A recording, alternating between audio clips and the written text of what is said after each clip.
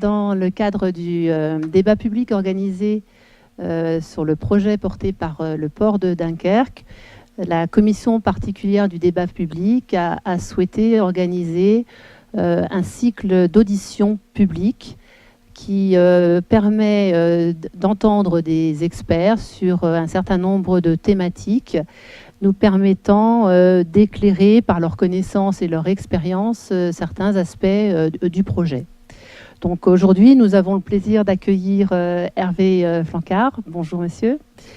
Hervé Flancard est enseignant-chercheur à l'ULCO en sociologie et fait partie du laboratoire Territoire, Ville, Environnement et Société, donc, qui est un laboratoire commun avec l'Université de Lille 1 et l'ULCO. Et nous allons l'entendre dans les minutes qui suivent sur la notion de risque industriel, la perception de ces risques et la gestion de ces derniers. Monsieur Flancard, c'est à vous pour une vingtaine de minutes et après nous échangerons sur le sujet. D'accord, je vais commencer par me présenter, même si ça a déjà été un peu fait. Donc je suis sociologue et je travaille sur les risques, sur la perception des risques, mais principalement les risques territoriaux, c'est-à-dire les risques qui ont une inscription dans l'espace géographique. Donc j'ai travaillé sur un certain nombre de risques, beaucoup sur les risques industriels, notamment sur les zones avec des sites Céveso. Donc ici à Dunkerque, voilà, on a assez bien servi là-dessus. Mais j'ai travaillé aussi sur d'autres types de risques, par exemple les risques de submersion marine, notamment en Languedoc, et puis ici un peu à Dunkerque. Et j'ai travaillé aussi sur les risques par rapport aux épandages de produits phytosanitaires, donc des risques agricoles, mais toujours des risques donc, qui sont inscrits dans un territoire qui ont un aspect donc, dans l'espace géographique. Alors, je suis enseignant et chercheur ici à Dunkerque, et donc ça fait une dizaine d'années que je travaille sur le risque industriel à Dunkerque. Et on a fait un certain nombre d'enquêtes avec mes collègues sur la perception du risque et la perception de la pollution à Dunkerque. Alors, je vais peut-être commencer par dire ce que nous, on entend par risque. C'est quelque chose d'assez basique, mais ça vaut peut-être le coup de le rappeler. C'est en fait le risque, il a deux dimensions. Le risque lié à un aléa, qu'il soit technologique ou, je dirais, naturel. Il y a un événement possible, potentiel, qui peut arriver, avec une certaine probabilité de survenue, et puis une certaine intensité des dommages qui peuvent donc être causés par cet événement. Donc il y a des risques avec des probabilités très faibles, comme le risque nucléaire, mais là, au contraire, avec des dommages potentiels très importants. Puis des risques qui, au contraire, ont une probabilité plus importante et des dommages plus faibles. Voilà. Alors, je peux aussi faire une petite parenthèse sur les nuisances, parce qu'en fait, on peut difficilement traiter des risques sans évoquer aussi la question des nuisances quand on parle de l'industrie. Parce que très souvent, dans les enquêtes, quand on va interroger les personnes sur les risques, on leur parle de l'usine qui est dangereuse, qui est à côté de chez eux, etc. Et en fait, ils répondent plutôt nuisance que risque. C'est-à-dire que la nuisance est quelque chose qui, contrairement au risque, est certain ou quasi certain, et donc leur gâche la vie au quotidien. Et donc je me souviens, quand on a enquêté à Mardic, qui est un village très particulier du Dunkerquois, qui est entouré de 3 sites Céveso, les gens se plaignaient surtout des dépôts de suie, des fumées, du bruit des torchères, etc. Donc ça les perturbait dans leur vie. Par exemple, ils avaient prévu de manger dehors et en fait, il y avait de la suie. Voilà. Donc il faut toujours essayer de voir aussi à côté du risque la nuisance, parce que c'est ce qui touche le plus les personnes au quotidien. Et d'ailleurs, quand on regarde par exemple le S3PI, qui est cet organisme qui s'occupe de risques industriels à Dunkerque ou ailleurs, c'est le secrétariat permanent pour la prévention des pollutions industrielles, la commission qui est la plus fréquentée, quand on est allé l'observer, même si ça remonte à quelques années, je pense que ça n'a pas tellement changé, c'était la commission qui s'appelait air, odeur et bruit. Donc ça montre bien que les nuisances sont très importantes. Et là, je pense que dans le projet du port, il faut penser risque, mais il faut aussi penser nuisance. Alors, ce que l'on peut dire aussi sur les risques, c'est que les risques ne sont jamais perçus de manière objective parce que on a à la fois une personnalité, on a une histoire, on est inscrit dans une société, dans une catégorie sociale, et puis aussi parce que on a un système cognitif qui n'est pas, je dirais, toujours très performant pour percevoir les choses. Donc, en fait, un risque n'est jamais perçu de manière exacte.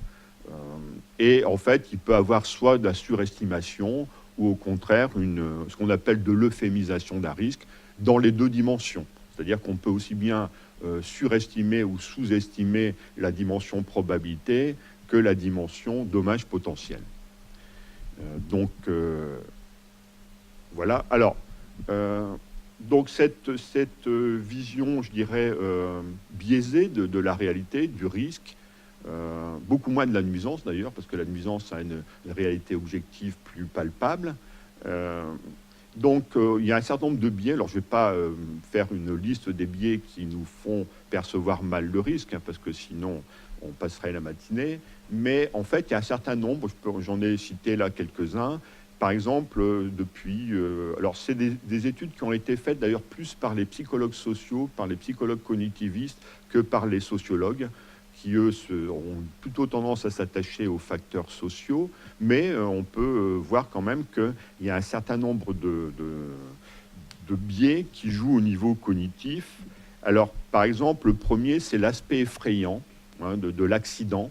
C'est-à-dire que, par exemple, quand on regarde une chose toute simple, c'est de voir quel est l'animal le plus dangereux pour l'homme. On constate que le moustique tue à peu près 800 000 personnes par an, le requin une dizaine, et pourtant, dans la presse, on entend beaucoup plus parler des morts par le requin que par le moustique. Hein, le moustique, qui tue de manière plus silencieuse, plus, je dirais, ordinaire que le requin, de manière moins effrayante, moins spectaculaire. Donc ça, c'est un biais qui fait que quand un accident est spectaculaire, on a tendance à le surestimer.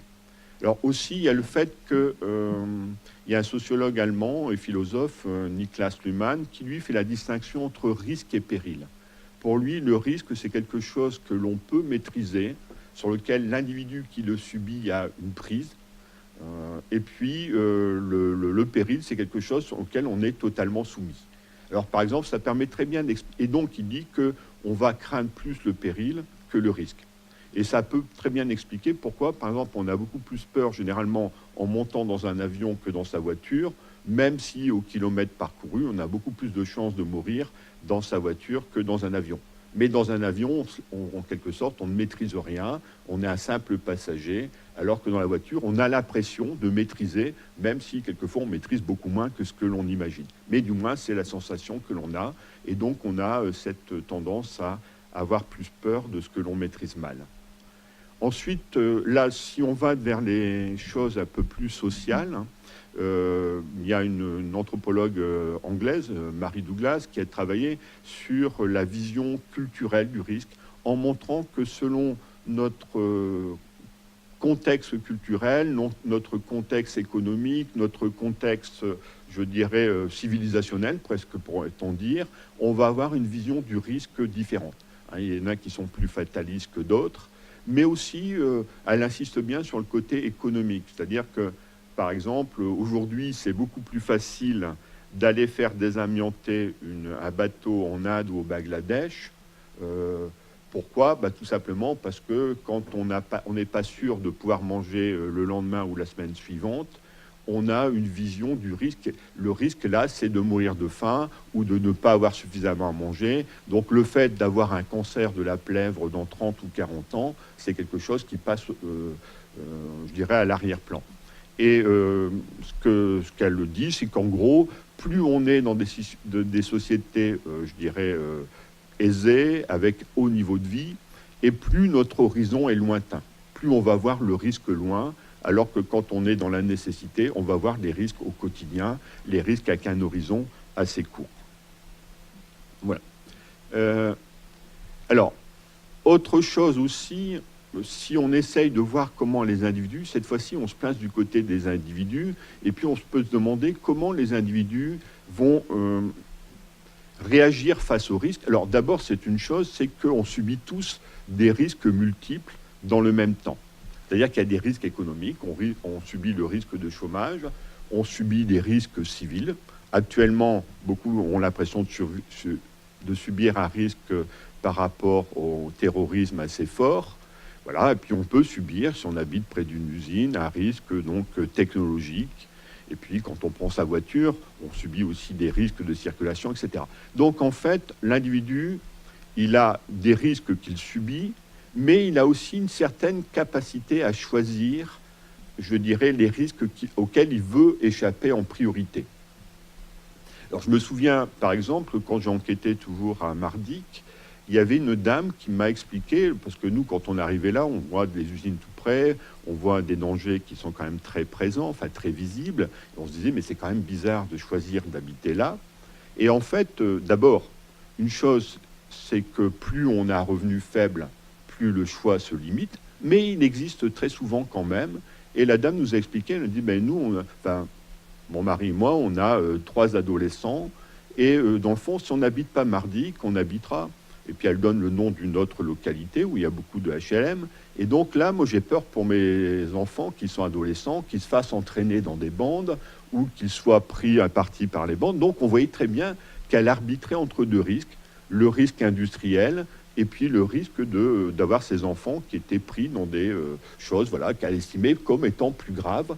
Donc voilà, c'est ce que j'ai appelé le panier des risques, c'est-à-dire c'est les économistes, ils parlent souvent du panier de consommation, c'est-à-dire qu'en fonction de notre revenu, on choisit les produits que l'on a envie de consommer, on fait un choix, un peu comme quand on va au supermarché, on remplit son caddie, et tous les caddies sont différents. Et là, c'est un petit peu le panier des risques, on remplit, ou plutôt ce que l'on veut, c'est le vider. C'est le contraire, hein, on veut que le panier soit le moins rempli possible, et plus on a un revenu important, plus c'est facile de le vider, même s'il y a certains risques qu'on continue à subir, hein, même si on est riche. Mais plus on est riche, plus on est capable de vider ce panier. Et au contraire, plus on a des revenus faibles, plus on a tendance à accumuler les risques dans le panier. Voilà. Donc le risque industriel aussi, il faut le prendre souvent comme un arbitrage entre ce risque-là et puis d'autres risques. Comme dans le cas de la dame dont j'ai expliqué le cas, mais aussi... parce que, voilà, on en reparlera peut-être, mais dans la population dunkerquoise, le principal risque industriel qui est peut-être ressenti par beaucoup, c'est que les usines ferment.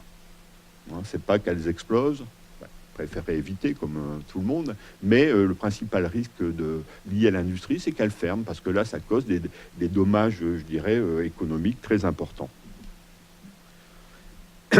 Alors, aussi, on arbitre entre risques, mais on arbitre aussi entre risques et avantages et risques et aménités.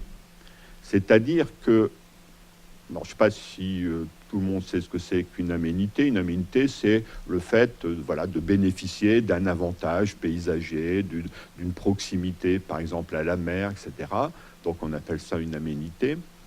Et on va supporter beaucoup mieux les risques qui sont la contrepartie d'un avantage ou d'une aménité. Hein, c'est-à-dire que, par exemple, tout bêtement, quand on regarde le fait de fumer, c'est dangereux, et les paquets de cigarettes, en quelque sorte, nous en avertissent de plus en plus. Hein. Aujourd'hui, ils sont assez effrayants, personne ne peut ignorer le danger du tabac, et pourtant, certaines personnes continuent à fumer. C'est bien parce qu'elle y trouve un avantage, c'est bien parce qu'il y a un avantage avec ce risque que l'on a des difficultés à arrêter de fumer. Hein, si ça procurait aucun avantage, aucune satisfaction, on arrêterait de fumer dès le lendemain. De la même façon, la route, ça crée beaucoup d'accidents. Il y a à peu près 3000 morts par an en France chaque année. Bon, c'est beaucoup moins que dans les années 60-70, parce que si je me souviens bien, on a culminé à 14 000 morts, je pense, autour de 73-74. Mais dans le fond, la voiture reste un instrument absolument formidable de liberté, de possibilité de se déplacer individuellement, de ne pas être dépendant des autres, etc. Donc on est prêt à subir ce risque de mort ou de blessure parce qu'on a un avantage considérable. Donc il faut toujours aussi avoir cette idée que le risque, il a très souvent, pas toujours, mais très souvent, un versant positif. Ou du moins, c'est le versant négatif de quelque chose qui a un autre versant aussi qui est positif. Alors, si on regarde par exemple à Dunkerque, ça c'est un graphique que l'on a fait à partir d'une enquête qu'on a faite en 2008 avec mes collègues. On est dans un collectif de chercheurs qu'on avait appelé Irénée Zwarterok. Voilà, Zwarterok, ça veut dire simplement en néerlandais, vu qu'on est de culture un peu néerlandaise ici, fumée noire. Hein, donc, voilà. Et donc, on avait fait une enquête auprès de 500 et quelques personnes dans la communauté urbaine. Et puis, on avait posé un certain nombre de questions. Et là, c'était en fait leur vision de l'industrie. On leur proposait un certain nombre de réponses et ils devaient dire ce qu'ils donnaient en premier, en deuxième et en troisième. Et on voit très bien que, par exemple, en premier, ils vont mettre que c'est nuisible à la santé, mais ils vont mettre aussi, il y en a presque autant qui mettent son source d'emploi. Deuxième chose, on voit par exemple, son nuisible à la santé continue à être important pour la deuxième réponse, son source d'emploi, c'est la deuxième, et son nuisible à l'environnement. C'est-à-dire que quand on regarde, on voit que les mêmes personnes vont à la fois donner des réponses qui sont positives et des réponses qui sont négatives. Donc c'est un peu ce qu'on appelait une sorte de Janus de l'industrie à deux visages, hein, un visage qui est, je dirais, plus souriant et un plus grimaçant.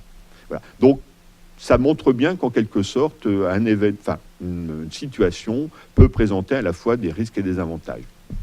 Et là, je projette l'établissement du PPRT, donc ce qu'on appelle le multisite, où on voit effectivement qu'on est dans une agglomération qui est très marquée par le risque. Hein. Si je me souviens bien, là, il n'y a que 7 sites Seveso, donc ça veut dire qu'il y en a 7 ailleurs, mais ils sont ici tous imbriqués les uns dans les autres, et on voit que les zones urbanisées sont très proches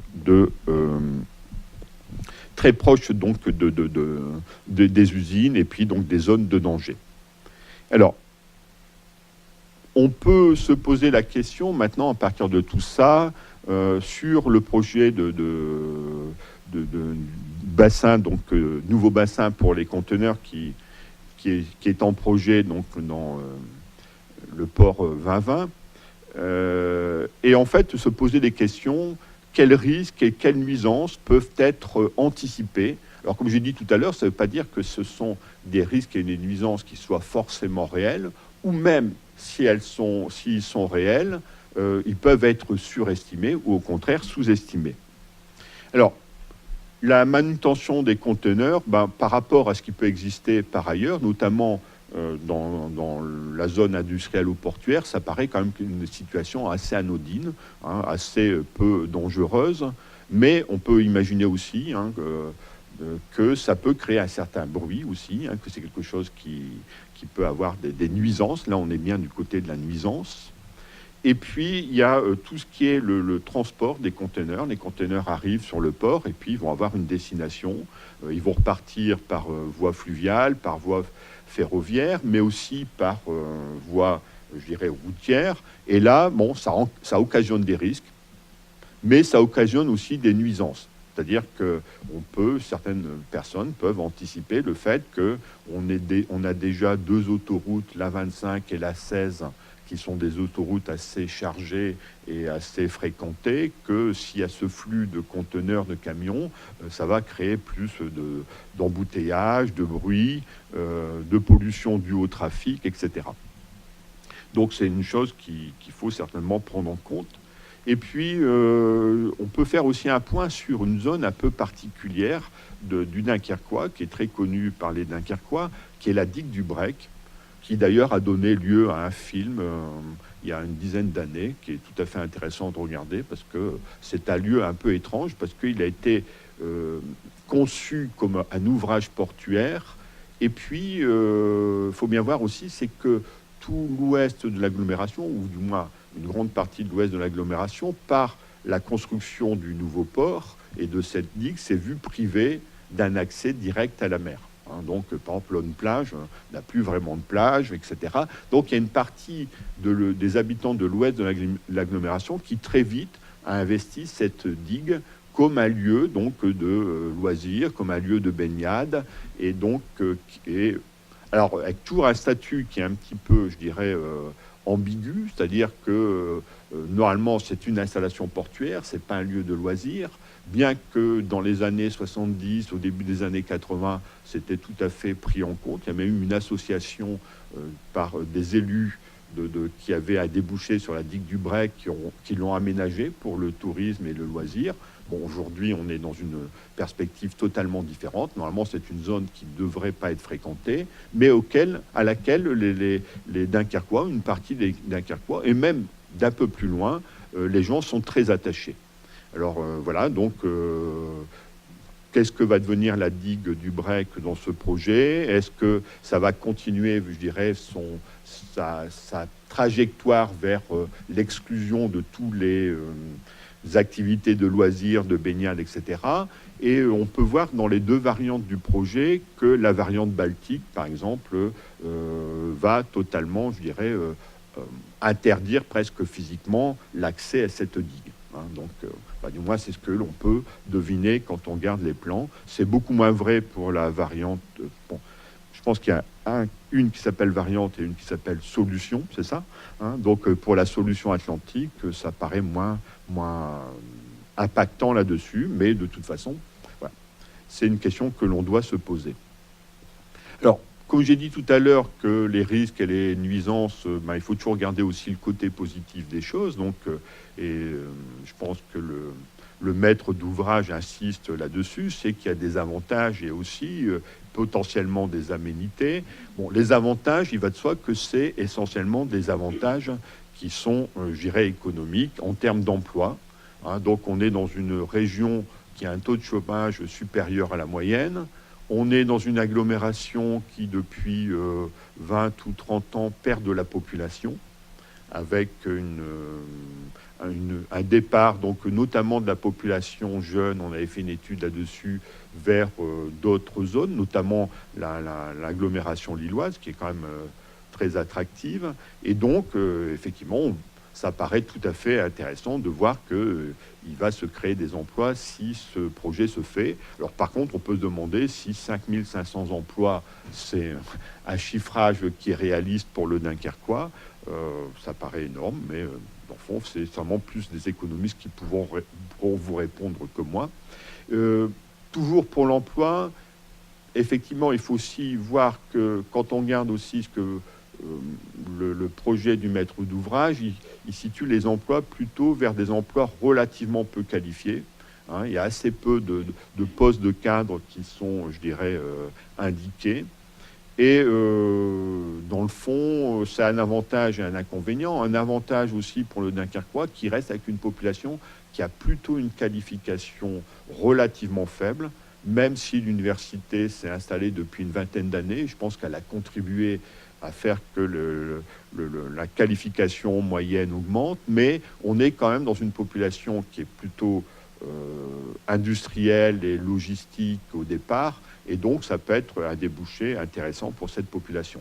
Sachant que le Dunkerque a un peu vocation à être surtout industriel, parce que on peut essayer de développer sur le Dunkerquois le tertiaire, mais on peut dire que par rapport notamment à sa grande voisine Lille, elle ne bénéficie pas des avantages. Lille est à 1 heure de TGV de Paris, 38 minutes, si je me souviens bien, de Bruxelles, 2 heures de Londres.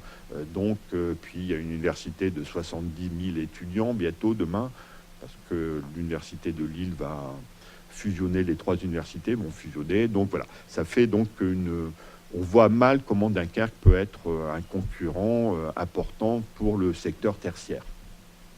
Donc, d'une certaine manière, la logistique, l'énergie, l'industrie, ça paraît être un vecteur de développement pour le Dunkerquois qui est cohérent. Pour terminer sur les aménités, quand on regarde le projet, on voit qu'il y a surtout une logique de compensation de celles qui seraient détruites. Hein, c'est-à-dire que les 2 projets, que ce soit Atlantique ou Baltique, vont en quelque sorte impacter certaines zones qui étaient colonisées par des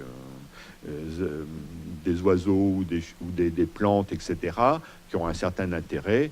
Et donc, ça serait plus une compensation, un déplacement de ces aménités, mais on voit mal en quoi ça créerait de nouvelles aménités. pense que ce qui était un peu le cas quand il y a eu le projet du port méthanier, où, si je me souviens bien, il y avait une colonie de sternes naines qui, voilà, a été impactée par le projet. Et on a essayé de lui trouver donc un autre endroit pour se développer. Voilà. Je pense que c'est un peu ce que je pouvais dire comme ça dans un premier temps. Merci beaucoup pour cet éclairage tout à fait intéressant entre la notion de risque, la réalité, pourrait-on dire la matérialité, et cette perception de la population. Pour en revenir sur ces aménités, effectivement, on est dans des logiques de compensation qui sont encadrées réglementairement. Les compensations environnementales, ça fait partie dans notre réglementation d'une obligation. Donc effectivement, au-delà de tout l'intérêt effectivement de reconstitution de milieux naturels, dans la mesure où un tel site, on puisse encore parler de milieu vraiment naturel dans un tel site. Effectivement, et ces aménités, elles seraient plutôt à voir au niveau territorial, et donc gérées plus par le territoire du Dunkerquois, par rapport à la possibilité de disposer d'équipements d'enseignement ou culturels ou sportifs complémentaires, de pouvoir accueillir une nouvelle population. Donc on vient compléter les aménités au niveau du territoire et non du port qui a quand même effectivement une fonction auquel il doit répondre, qui est peut-être moins dans ces aménités directes, ou disons qu'ils sont plus perçus au niveau des aménités environnementales.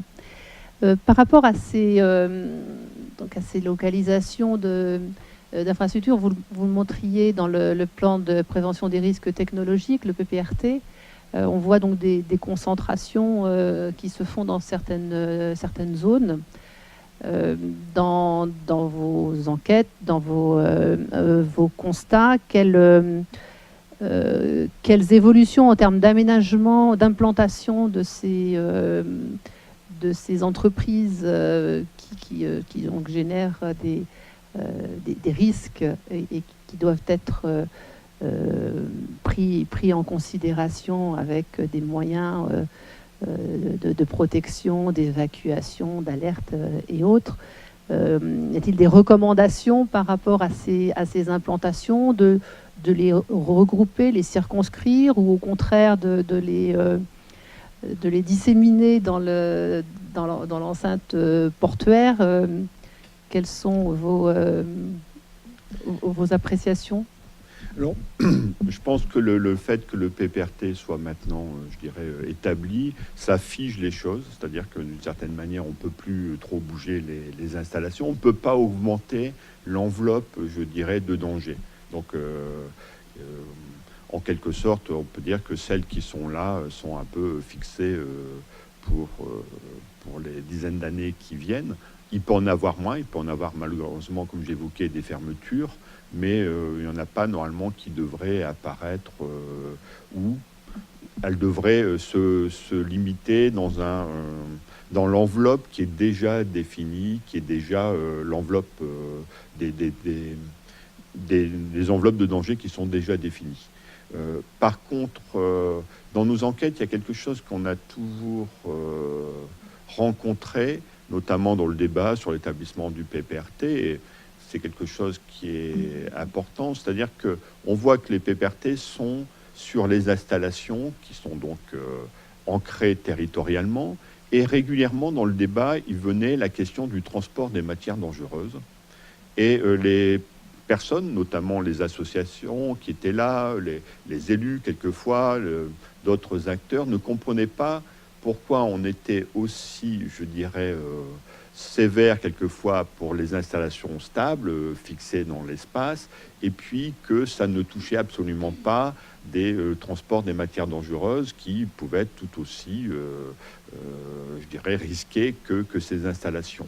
Donc là, s'il y a de nouvelles arrivées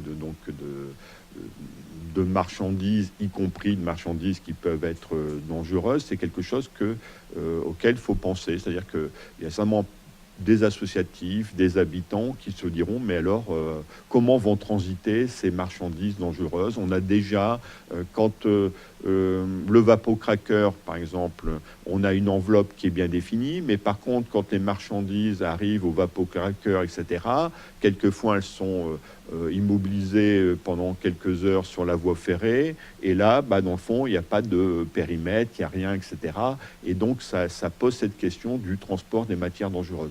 Par exemple, les habitants n'ont jamais compris pourquoi la législation, c'était deux législations différentes sur les installations classées et le transport des matières dangereuses. Donc je ne sais pas qu'est-ce que vont contenir les conteneurs qui vont transiter, mais je suppose qu'il y en aura peut-être un certain nombre qui auront des matières dangereuses. Donc je pense qu'il peut avoir des interrogations là-dessus. C'est-à-dire, est-ce qu'il va y avoir des circuits, des protections dans le lieu de stockage, etc. Oui, tout à fait. C'est effectivement, ça fait partie des interrogations, des inquiétudes qui remontent dans les échanges que nous avons pu avoir avec la population ou les différentes associations. Le conteneur, effectivement, c'est une boîte, donc ce qu'il contient n'est pas forcément toujours très précis, très déclaré, volontairement ou non. Après, dans la perception, il y a les transports lors du report modal. Il y a également le transport avec les camions. Et notamment les temps de pause qu'ils doivent avoir, qui doivent se passer parfois au niveau de l'enceinte portuaire, et donc de ces stationnements qui peuvent potentiellement avoir des chargements qui soient à risque. C'est effectivement une problématique qui demandera certainement une vigilance de la part de la communauté portuaire pour pouvoir aménager et sécuriser cet espace-là. Après, il y a vous indiquiez la digue et l'attachement de la population à cet espace littoral qui a été progressivement fermé en termes d'accessibilité. La porosité de l'enceinte portuaire, elle s'est progressivement réduite, et on peut l'entendre pour des raisons de sécurité ou de réglementation qui arrivent après des épisodes nationaux ou internationaux qui nécessitent d'avoir une vigilance accrue. Comment organiser malgré tout et permettre cet accès et peut-être l'encadrer, c'est une problématique qui est importante. Oui. De toute façon, il y a toujours une tension entre la liberté et la sécurité. Donc voilà, c'est de trouver le compromis qui fasse qu'on est à la fois... Il y a effectivement un désir d'aller sur certains sites,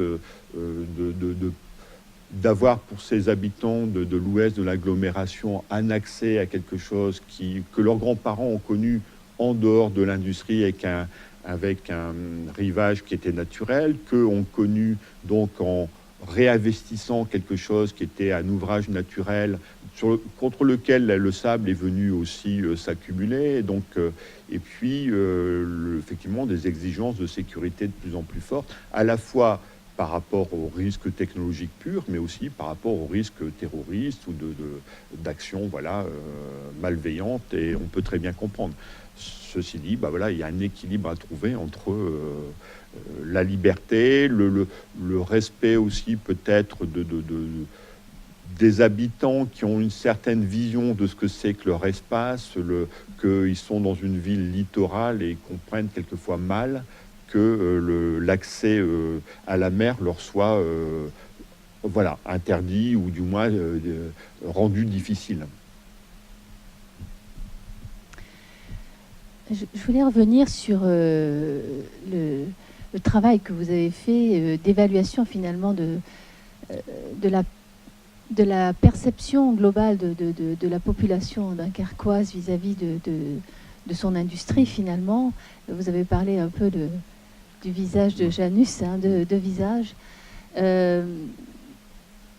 avec à la fois une valorisation de tout ce que cette industrie apporte en termes d'activité, d'économique, etc. Et puis aussi une prise en compte des nuisances presque plus que du risque. Mais quelque chose finalement, quand on regarde vos graphiques, d'assez équilibré. Enfin, voilà. Est-ce que de ce point de vue-là, et compte tenu d'autres études qui ont été faites ailleurs, le Dunkerquois se distingue des autres places industrielles ? Alors, je dirais qu'il y a une familiarité avec l'industrie qui est importante. Mais non, le problème, c'est qu'il est assez difficile de comparer parce que la plupart des études se concentrent sur les lieux de débat. Et donc, et nous, on n'a pas voulu faire ça parce que, d'une certaine manière, dans les lieux de débat, celui-ci ou d'autres, en fait, c'est une population qui est plutôt motivée, qui vient, et qui n'est pas forcément le reflet de l'ensemble de la population. Nous, quand on a fait cette enquête, bon, elle date de 2008-2009, on a décidé d'aller frapper aux portes et d'échantillonner dans l'ensemble de la population. Et là, on a remarqué qu'effectivement, il y avait une assez bonne tolérance à l'industrie, c'est-à-dire du moins une sorte de conscience que voilà, Dunkerque, c'était aussi l'industrie, et l'industrie, c'était aussi Dunkerque, et que c'était difficile de toute façon de se passer d'industrie, que ça avait un impact économique beaucoup trop important, etc. Et donc, ça ne veut pas dire qu'il n'y avait pas des préoccupations de meilleur environnement, etc., mais sans remise en cause de l'industrie. Donc, on peut dire qu'il y a, d'une certaine manière, une assez grande tolérance, même si je pense qu'à Dunkerque, comme dans le reste de la société, la tolérance a eu tendance à baisser, ou du moins le niveau d'exigence par rapport au respect des normes, etc., a augmenté comme partout ailleurs. Hein. C'est-à-dire que l'industrie à Dunkerque pollue bien moins qu'il y a 20 ou 30 ans, mais l'exigence a augmenté aussi en fonction, et donc il peut y avoir toujours aussi des plaintes, etc. On ne tolérerait plus qu'on tolérait il y a 20 ou 30 ans, mais de manière globale, on ne peut pas dire qu'on ait rencontré une hostilité à l'industrie, etc. C'est une sorte de voisinage, et puis de cohabitation, et puis même, je dirais, de relations. Hein. Beaucoup de Dunkerquois, même s'ils ne travaillent pas dans l'industrie, connaissent des gens ou ont des emplois indirects liés à l'industrie. Donc, on peut dire que de manière globale... alors, par rapport aux conteneurs, bon, bien sûr, nous, on n'avait pas enquêté là-dessus. Il y avait le port de l'Aune qui était déjà en partie fait, je pense, et qui fonctionnait déjà. Nous, les plaintes qu'on avait par rapport au port, c'était essentiellement par rapport aux envols de minerais, aux envols de tout ce qui était les pondéreux, qui étaient à l'air libre, et quand il faisait du vent, il y avait des retombées, notamment c'était le cas entre Gravelines et l'Aune. Je pense qu'il y avait un fort problème à ce moment-là. Merci. Donc moi je retiens quand même qu'effectivement on a quand même une place qui est plutôt tolérante, quoi. Voilà, par rapport à tout en étant exigeante, et voilà. Et justement, par rapport à ces exigences, on parle beaucoup ici, et comme dans d'autres endroits, de ce fameux complexe industrialo-portuaire. Et de fait, la vocation du port, dans le cadre de la nouvelle lecture finalement des missions des ports, des grands ports en France, et va au-delà de la gestion des infrastructures, et bien sur une politique d'aménagement de territoire, et donc la zone industrialo-portuaire, c'est important. Est-ce que justement le genre d'études que vous avez faites, c'est partagé ? Enfin, est-ce que finalement il y a quelque chose, une communauté industrielle qui se saisit collectivement de cette situation pour en faire quelque chose, et vous nous direz quoi éventuellement, ou bien est-ce qu'on en est encore, enfin, c'est peut-être un peu la sensation qu'on a, à une juxtaposition de réponses de chaque industrie à cette situation, ce qui fait d'ailleurs que la réponse est peut-être un peu faible. Enfin, est-ce que c'est quelque chose qui est collectivement pris en compte? Alors moi, il y a quelque chose à faire de ce côté-là? J'ai pas travaillé directement sur ces questions-là, mais j'ai des collègues, notamment un collègue économiste qui est plus avec nous, mais qui est parti à l'université de Limoges, qui avait travaillé sur l'écologie industrielle à Dunkerque, où là, il y avait des tentatives par un certain nombre d'industriels de faire d'essayer de développer les liens pour utiliser les déchets les uns des autres, etc., et de faire quelque chose qui soit plus cohérent. Alors par contre, moi, je suis un sociologue, je m'intéresse plutôt, je dirais, à l'habitant lambda, je m'intéresse plutôt aux habitants, justement, qui ne sont pas forcément organisés, etc. Donc j'ai une vision assez faible de ce qui se passe. Alors, ceci dit, les industriels, par exemple, au moment de l'établissement du PPRT, ça a été un moment important pour eux, pour communiquer, et on sait très bien que quand ils arrivaient dans les séances plénières, ils avaient déjà eu des réunions entre eux, notamment... pour les industriels Seveso, mais pas que, parce qu'il y avait notamment certains industriels non Seveso qui étaient inclus dans des zones Seveso, et donc se poser la question de savoir s'ils pouvaient rester là, etc., et à quelles conditions. Donc je pense que le moment d'établissement des PPRT a été un moment où les industriels ont peut-être parlé beaucoup entre eux. Oui, précisément, ma question portait plutôt là-dessus que sur les liens, Oui. Le concept d'écologie industrielle, c'était plutôt justement sur le lien entre l'industrie et la population, qui est, voilà. Donc vous dites que le PPRT a été un moment Oui. important pour ça, mais est-ce que de votre point de vue, il y a, du point de vue de l'ensemble port-industrie, quelque chose à jouer dans cette relation-là de manière collective, c'est-à-dire en termes de communication, en termes d'aller à l'écoute, en termes de travailler sur les perceptions, enfin voilà.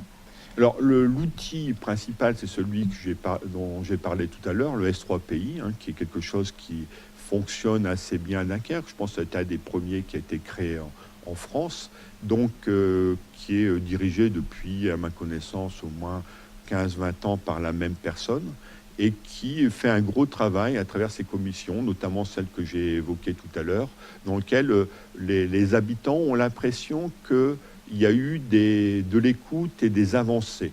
Je me souviens, quand je suivais les séances, il y avait eu un problème de bruit, c'est-à-dire que l'industrie métallurgique travaille aussi la nuit, et il y avait des bruits de tôle qui tombaient sur le sol, et qui donc, dans le silence de la nuit, ça peut être quelque chose d'assez assez bruyant, etc.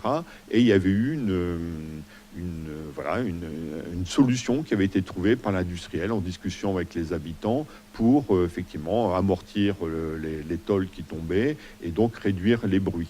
Je me souviens aussi, c'était SRD, je pense, pour les odeurs de goudron, pour lesquelles il y avait eu une solution. Mais là, on est bien, encore une fois, d'ailleurs, dans les nuisances plus que dans les risques. Où en fait, ce qui gâchait au quotidien, c'était les odeurs de goudron, c'était le bruit des tôles la nuit pour certains quartiers, etc. Et donc, je pense que le S3PI est quelque chose qui, nous, quand on a fait notre enquête, notamment au moment du PPRT, beaucoup d'habitants comprenaient d'ailleurs pas comment s'articulait ce qui était à l'époque le CLIC, qui établissait les PPRT, et le S3PI, ils avaient beaucoup plus, comment on peut dire, de confiance au S3PI qu'au CLIC, parce que c'était quelque chose qui était ancré de manière plus durable et qui s'attaquait aussi à des problèmes plus concrets. Donc je pense qu'il y a aussi dans la communication, il faut aller aussi vers des choses qui peuvent être très concrètes, c'est-à-dire résoudre un problème de risque, etc., c'est très bien, mais aussi il faut que dans le quotidien, les personnes voient aussi la différence, est-ce que ça leur apporte en matière d'amélioration de confort de vie. Juste pour terminer sur ce sujet, c'est effectivement, me semble-t-il, un enjeu d'ailleurs du développement durable de toutes les entreprises. La concertation, le dialogue avec les parties prenantes et la médiation territoriale. Donc, est-ce qu'il y a un pas de plus ou un grade à franchir dans le cadre de tous ces projets, tous ces développements, compte tenu des exigences croissantes? C'était un peu... Oui. Alors nous, ce qu'on avait vu comme un peu comme faiblesse, c'était la communication, c'est-à-dire qu'il y a des choses qui se faisaient et que les personnes n'en étaient pas forcément informées, qu'il y avait... alors, par contre, j'ai pas de solution miracle à proposer, mais en fait, quand il y a des choses qui se font, elles sont pas toujours connues. Il n'y a pas forcément les remontées, mais aussi les redescentes de... Voilà. Et je pense que c'est quelque chose qui doit être certainement, qui peut certainement être amélioré dans les relations entre le site industriel-portuaire et puis ceux qui habitent autour. Il y a sans doute une question de périmètre également. Quand on est là, on est dans une zone qui est quand même assez vaste. Le plan de prévention de risques technologiques, donc il a un périmètre donné aussi, et l'impact ne va pas jusqu'à la partie habitée. Enfin, en tout cas, l'organisation se fait de manière plus simple que dans certaines types d'installations classées qui se retrouvent plus en zone urbanisée. Donc il y a certainement des explications par rapport, par exemple, à des plans de prévention de risque d'inondation qui ont des impacts plus larges sur le territoire, et donc il y a plus d'échanges. Je pense qu'actuellement, il y a deux documents d'urbanisme qui sont en révision, qui sont le schéma de cohérence territoriale et le plan local d'urbanisme intercommunal, et qui justement sont des documents qui sont vocation à avoir une vision plus large, plus globale, et que c'est certainement dans ces temps d'échanges et de concertation qui jalonnent ces révisions et après les enquêtes publiques que la population peut avoir ces visions territoriales et notamment sur l'enceinte portuaire et le plan de prévention de risques technologiques. Oui, je pense qu'en fait, c'est des moments forts pour réexaminer les choses et puis repenser les rapports qui sont étroits donc entre le port et puis la ville.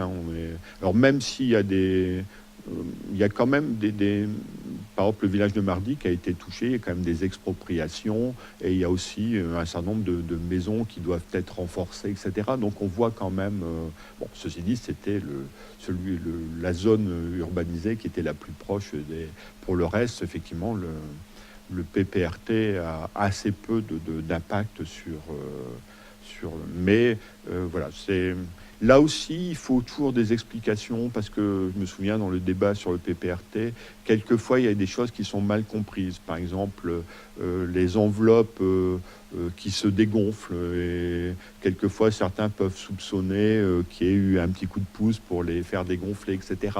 Alors quand on explique que on a mis des barrières supplémentaires, que c'est des choses qui avaient été mal calculées, notamment avec les effets de blève qui sont, je dirais, avec une cinétique plus lente, etc. Mais vis-à-vis de la population, ça demande quand même beaucoup de pédagogie, d'explication. Aussi, des choses qui sont toujours difficiles pour les habitants, c'est de comprendre les limites. C'est-à-dire qu'ils se disent, mais alors, mon voisin, lui, est en zone dangereuse, et moi, je suis à 5 mètres à côté, et je suis pas... Ils ont du mal à... Ce qui est tout à fait normal. Une zone a forcément une limite, et c'est des choses qui doivent aussi être expliquées, qui ont besoin de beaucoup de pédagogie, parce que, voilà, ça va un peu aussi contre le sens commun. C'est-à-dire qu'une limite de danger, elle est administrative, et le danger, voilà, il ne connaît pas de limite administrative. Donc, mais en même temps, il faut bien en tracer une. Donc, c'est des choses qui peuvent être quelquefois mal comprises. Oui, tout à fait. Et il y a aussi peut-être aussi des traumatismes, ou en tout cas des prises de conscience, notamment par rapport à AZF, où voilà, ces périmètres... effectivement, et ces effets dominos de certaines... après, le but aussi de ces plans de prévention, c'est la partie prévention, la partie communication, la partie évacuation. Donc, l'échange avec la population est important pour avoir ces aspects-là, qu'elle sache quoi faire, comment faire et pourquoi le faire. Et par qui faire passer aussi l'information. Parce que dans notre enquête, on avait travaillé aussi sur le degré de confiance qu'il faisait aux gestionnaires du risque. Et on voyait que il y a des facteurs qui vont influer sur le degré de confiance.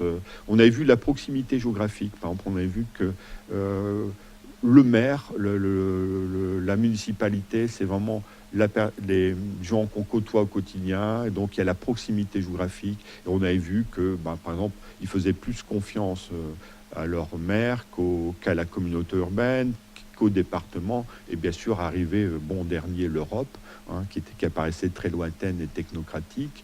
Et puis il y avait aussi d'autres facteurs que la proximité géographique. Il y avait aussi la compétence qui était attribuée. Donc plus on estimait que les gens étaient compétents pour gérer ce risque, plus on leur faisait confiance. Puis le troisième facteur, c'était, on pourrait dire, la pureté des intentions. Par exemple, sur le risque industriel, les industriels avaient une assez bonne cote quand il s'agissait de gérer la situation de crise, mais assez mauvaise quand c'était la prévention en amont, parce qu'ils étaient soupçonnés de privilégier les facteurs économiques plutôt que les facteurs de sécurité. Donc, et bien sûr, arrivent en tête les pompiers, qui étaient jugés à la fois proches, compétents, et puis ne poursuivant pas d'autre but que celui voilà. Et donc, par exemple, les pompiers, c'est un vecteur de communication sur la sécurité, etc., qui me paraît vraiment important. La municipalité, les élus les plus proches et les pompiers, c'est vraiment parce qu'on les connaît, parce qu'on suppose qu'ils connaissent bien le terrain, et parce qu'on suppose que pour les pompiers notamment, qui sont d'une probité totale. Un peu la notion d'intérêt général qui prime sur... Qui n'est pas concurrencé. Ça ne veut pas dire que pour les autres, ils pensent qu'ils ne s'intéressent pas du tout à l'intérêt général, mais ils pensent que ça peut être concurrencé par d'autres intérêts. Sur cette notion d'industrie, de familiarité avec l'industrie, on le voit dans l'histoire portuaire et ces différents épisodes plus ou moins difficiles et de disparition, de renaissance, de réorientation. C'est vrai qu'après le choix après-guerre de privilégier plutôt les industries de construction navale sur Saint-Nazaire et non pas sur Dunkerque, l'État a vraiment donné une orientation industrielle au port qui a dû s'en saisir et la population avec. Donc c'était un enjeu effectivement de survie, de renaissance et de développement de connaissances qui doit être encore très, très prégnant. Oui, de toute façon, Dunkerque est très fortement marqué par la politique de l'État. De toute façon, le port existe de la volonté de l'État. Sa spécialisation, elle a quand même été fortement appuyée par l'État. Donc, c'est quelque chose qui... après, il y a une partie de la population dunkerquoise qui est arrivée avec le port aussi. Donc, et la construction aussi de certaines villes, par exemple Grande-Synthe, c'est typiquement quelque chose qui est lié avec l'arrivée de ce qui était à l'époque Usinor. Mais on voit effectivement un impact de la politique étatique très fort sur Dunkerque. Oui, qui s'est manifesté par la création d'un port autonome, qui a effectivement fait une sorte de petite enclave qui est gérée par l'État. Qui s'est certainement, et Dominique l'évoquait tout à l'heure, la transformation en grand port maritime en 2008 a permis peut-être d'ouvrir ou d'avoir une réflexion qui soit un peu plus globale sur l'aménagement du territoire, en tous les cas portuaire, et donc après sur les possibilités, les nécessités de dialogue avec la commune.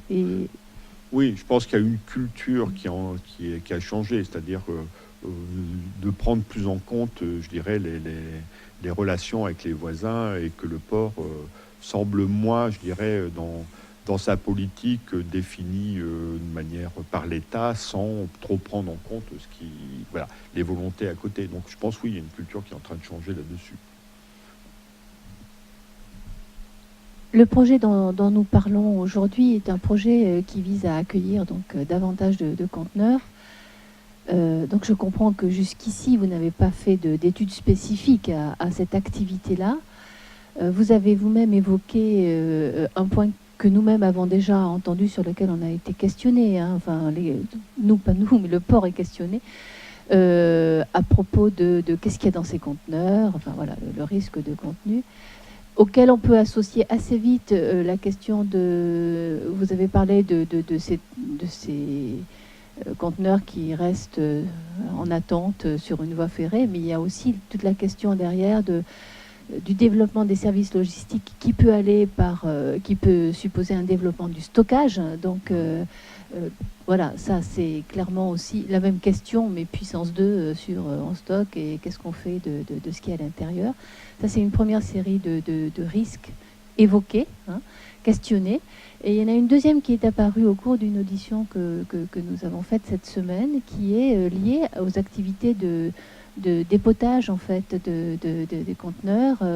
Il était fait référence à des conteneurs par exemple remplis de textiles venant d'Asie qui sont bourrés de matières au dépotage qui dégagent un certain nombre de gaz nocifs, etc. Donc des risques santé plutôt.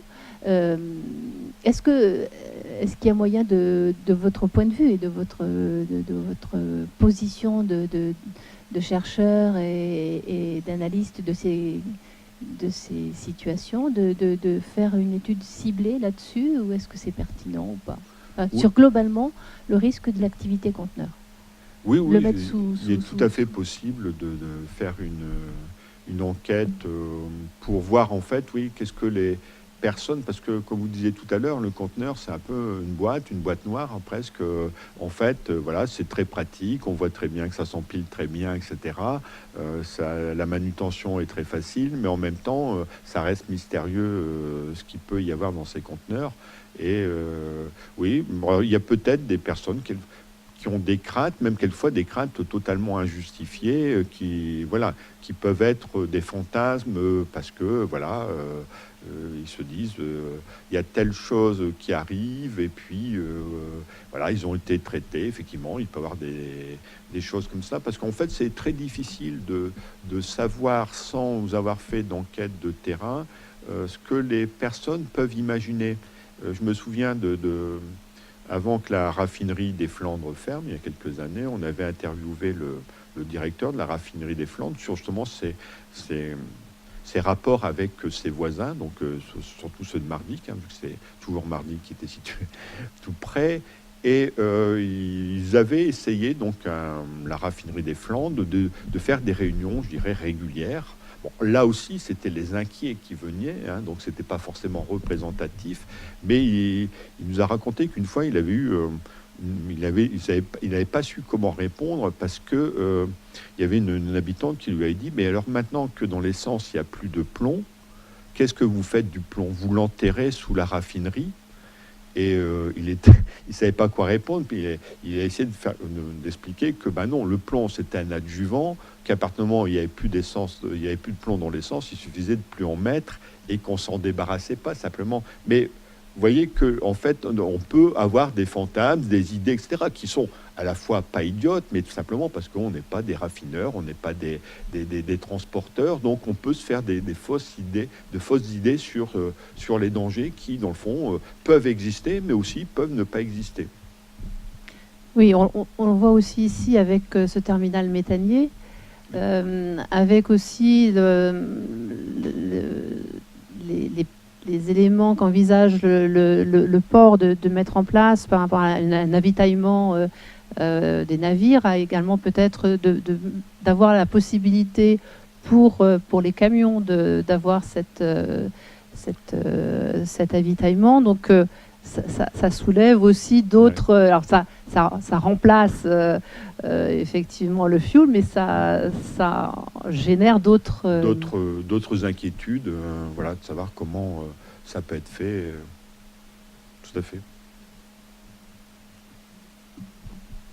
Écoutez, il reste à vous remercier pour cet échange qui est très intéressant, très instructif, qui permet de bien remettre en perspective les différentes notions, hein, de risque, de perception, et d'importance de comment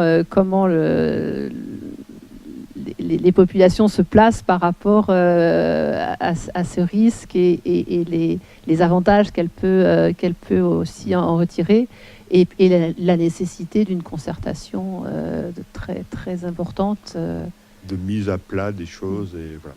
Et de ne pas vouloir cacher des choses aussi, parce que ça peut être très mal perçu, voilà. Même si ça part quelquefois d'une intention de ne pas troubler les gens, mais c'est...